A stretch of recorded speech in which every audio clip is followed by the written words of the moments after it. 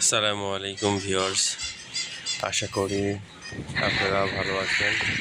দেশ এবং দেশের বাইরে থেকে যারা দেখছেন এই গুলিয়াখালী সি বিচ, তাদের সবাইকে আন্তরিক শুভেচ্ছা।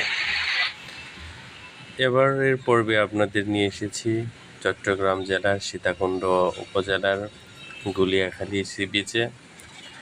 মূলত এই গুলিয়াখালী সি বিচ আপনি যে কোনো সময় আসেন না কেন, এই গুলিয়াখালী সি বিচে আপনাকে যেতে হলে যখন জোয়ার আসবে তখন আপনারা ট্রলার যোগে আসতে পারবেন মূল সি বিচে, আর যখন জোয়ার না আসবে তখন আপনাদের এই কাদা পার হয়ে আপনাদের যেতে হবে। তো এখানে যে পরিমাণ কাদা, আমার পরামর্শ থাকবে, দেখুন দর্শক, আপনার পরিবার পরিজন নিয়ে অথবা বাচ্চা কাচ্চা নিয়ে এখানে কখনো আসবেন না।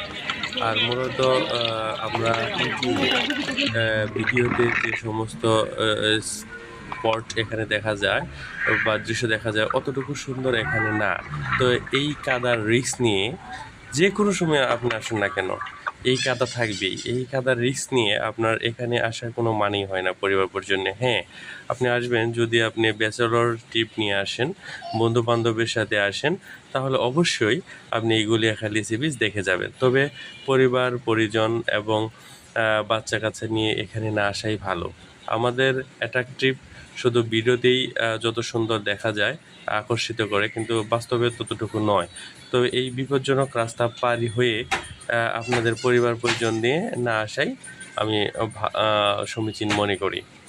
তবে আপনারা যদি একাকী আসেন, ব্যাচেলর কয়েকজন বন্ধু মিলে আসেন, তাহলে আপনারা এই সি বিচে আসতে পারবেন।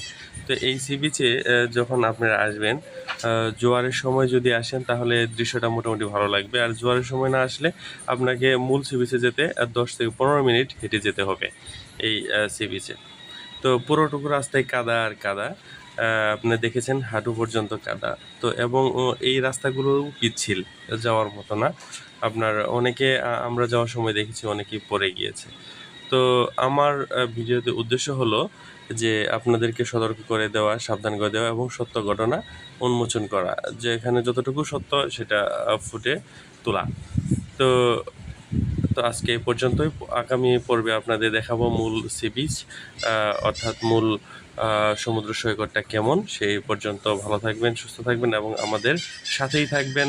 চ্যানেলটা সাবস্ক্রাইব করে দিবেন এবং শেয়ার করে দিবেন। সকলের সুস্বাস্থ্য কামনা করে এখানেই শেষ করছি। আল্লাহ হাফেজ। আসসালামু আলাইকুম।